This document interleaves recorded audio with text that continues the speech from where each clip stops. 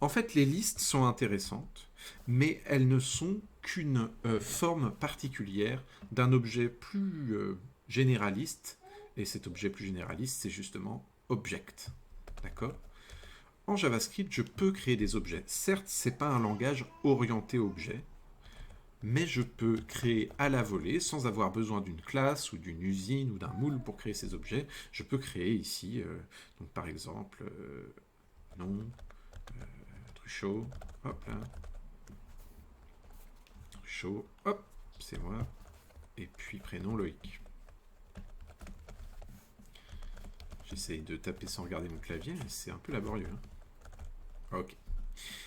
Donc cet objet, on pourrait dire, tiens, que je suis une personne. Okay. Donc ici, il manque une virgule. Donc regardez bien, tout comme dans un array, on sépare chaque élément par des virgules. Contrairement à un array, ici, on a à la fois la clé et la valeur. Donc dans les arrays, dans les listes, les clés des éléments, ce sont en fait les chiffres, les nombres, en partant de 0, et ce jusqu'à l'infini, selon la taille de notre array. Ici, au contraire, les clés des éléments sont ici, un mot que je retrouve à gauche, une string, un nom pour une variable, et puis à droite, on a les valeurs. Donc si je veux aller chercher une valeur, je peux faire console.log comme ça, de personne. Soit je mets ici directement, de cette manière-là, la clé, mais plus généralement, je vais utiliser le point et cette clé-là. D'accord? C'est les deux manières d'accéder à une clé, à une valeur qui est dans un objet en JavaScript en citant ici sa clé. Donc, on est parti. Voilà, je récupère ici mon nom de famille, je récupère ici mon prénom. D'accord? Cet objet, il peut être aussi grand que je veux. Hein. Dans d'autres langages, on peut appeler ça un dictionnaire ou une hmap. Mais en JavaScript, cet objet, il peut aussi contenir directement déjà d'autres objets. Hein. Par exemple, je ne sais pas moi, je pourrais avoir ici un sac à dos, un sac qui contient dans une poche une flasque, et puis dans la poche principale ou dans une autre poche, allez, poche 2 et poche 1, voilà, poche 2, il y a Toto. Okay. Voilà, aucun souci. Dans ce cas-là, je vais aller chercher comme ça, point sac, point poche, et ça peut être nesté à l'infini, ça peut être imbriqué à l'infini, comme ça, les éléments qu'il y a dans mon objet. Et puis dans mon objet, je peux trouver aussi, évidemment, des fonctions. D'accord? On les appellera des méthodes, quand elles sont dépendantes d'un objet. Donc ici, ma méthode, ça pourrait être, je sais pas moi, saluer. Ok. Une méthode qui fait que je dis bonjour. Hop, console.log de bonjour. Voilà, comme ça. Oh, pas de point-virgule ici. Hein. Les éléments sont séparés par des virgules dans un objet. D'accord? Donc, ici, si j'exécute maintenant saluer, on va en voir l'effet tout de suite. Je n'ai pas besoin de le mettre dans un console.log puisqu'il fait son propre console.log. Voilà, donc on appelle ça directement des objets et pas des dictionnaires, tout simplement parce que ce n'est pas seulement des paires de clés-valeurs où toutes les valeurs seraient primitives et se ressembleraient, mais on a vraiment la possibilité de faire des objets très très complexes, imbriqués les uns dans les autres, contenant des listes par exemple, habitudes, hop là, voilà, kendo, cuisine, j'en sais rien. Ok? Voilà ce qui pourrait décrire une personne.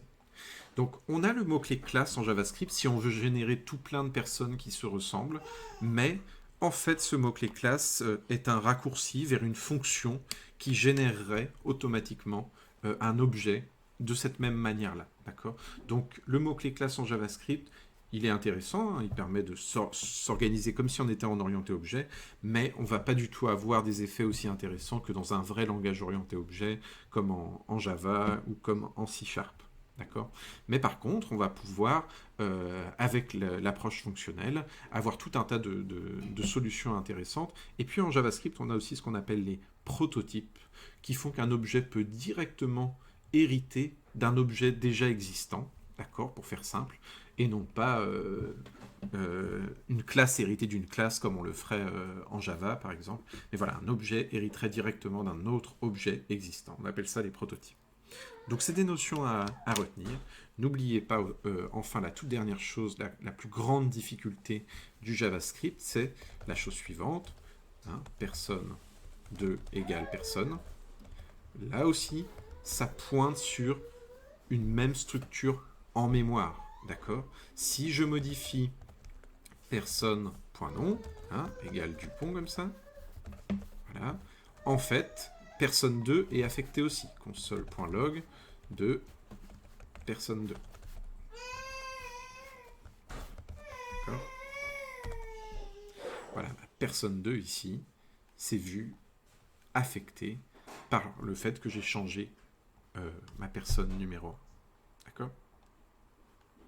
Donc tout l'intérêt de voir là maintenant à la fois les arrays, les listes et les objects, comme ça en JavaScript, c'est de les mêler ensemble. En effet, une des structures vraiment qui se répétera toujours dans tous vos projets, front-end, back-end, peu importe, mais front-end dans l'occurrence aussi, c'est ce que j'appelle la collection. C'est-à-dire une liste, d'accord, qui contient des éléments des objets qui se ressemblent tous, des éléments qui se ressemblent tous. Donc nom, chaud. Je sais pas pourquoi à chaque fois j'ai un retour à la ligne ici. Chaud, ok. Prénom, Loïc. Ok. Donc ici, je peux faire un deuxième élément comme ça. Hop là. Anini, Samir. Et ainsi de suite. D'accord ? Donc, cette structure, cette liste contenant plusieurs objets va être la représentation directe de ce que j'ai en base de données généralement. En base de données, j'ai des tables avec par exemple mes utilisateurs, leur nom, leur prénom, leur adresse, leur numéro de téléphone, etc. Et puis quand j'arrive sur ma page update profil, je restitue à mon utilisateur toutes ces informations et puis il peut les changer grâce à des champs et je vais renvoyer cet objet complet vers la base de données. Quand je veux afficher la liste des amis de la personne qui est connectée sur mon site, je vais observer une collection de personnes comme ça, et puis je vais peut-être ne citer que les prénoms de toutes mes personnes une par une, en auscultant cet objet-là. Donc on va pouvoir le faire ici, hein, par exemple, personne.forEach ici, pourquoi pas, et puis ici, pour chaque item de cet élément, tu vas me faire un console.log de item prénom. Ok ? Et voilà, je vais faire une petite liste à droite des amis de la personne connectée. Et ici, par exemple, si j'avais voulu être techniquement un petit peu plus avancé, pouvoir faire quelque chose avec cette liste d'amis, j'aurais pu le faire comme ça, const amis, et puis au lieu de faire un console.log qui a un effet de bord, j'aurais mis dans amis juste, hop là, personne.map, d'une méthode qui me retourne tout simplement le prénom des amis. D'accord ? Je vais mettre un petit S ici. Et puis ici, j'aurais pu faire un petit console.log de amis déjà pour vérifier si tout est bon. Ok. On va rajouter un ami ici. Hop là. Nom.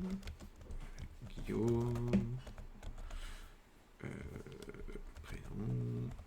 Dupont. Ok. On va voir si ça marche toujours. Et puis, j'aurais pu faire une transformation supplémentaire, hein, si on est dans le cadre d'une liste qu'on veut afficher. Comme map me retourne un tableau, eh bien, rien ne m'empêche de chaîner les maps. D'accord ? Donc, c'est ce que je vais faire tout de suite. Je vais dire que les items que tu m'as renvoyés, voilà la nouvelle transformation que tu vas leur appliquer. Tu vas les mettre dans des LI. D'accord ? Et puis, on mettra tout ça dans une grande UL. Plus item, plus. Voilà. Donc, typiquement, une single page application faite avec un framework moderne comme React ou Angular, ça va être comme ça la création de tous nos éléments HTML depuis le JavaScript. Hein. On a une page HTML, elle est vide au début, le JavaScript se lance et produit à partir de data l'intégralité du HTML.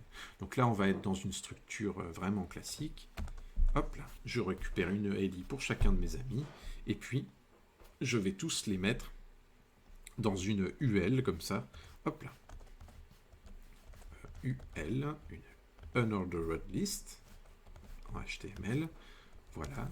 Et puis je vais les joindre ensemble, toutes ces strings en une seule string à afficher dans mon HTML. Voilà.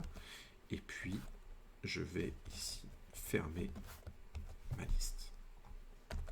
Voilà. Donc le résultat typique, ça c'est du HTML valide que je peux mettre au milieu de n'importe quel document. D'accord. Et puis j'aurais pu mettre devant un petit H1 de la liste de mes amis. H1. Hop là. Mes amis. Et voilà mon petit cartouche présentant mes amis. Il n'y a plus qu'à dans le CSS dire où c'est qu'il doit se placer. Et on est bien. Ok.